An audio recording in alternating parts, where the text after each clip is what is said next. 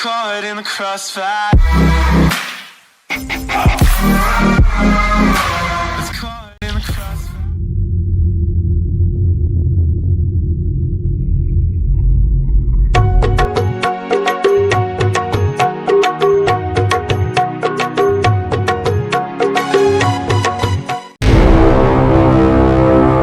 जंगल में एक ही पेड़ है बाबू। अब वो लाने लगी तब होई वो लड़का की इलाज।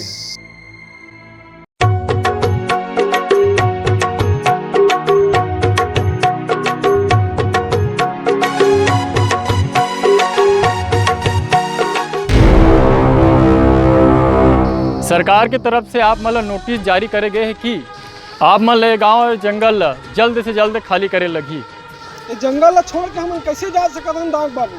यही जंगल तो हमार जन्म और कर्म भूमि है।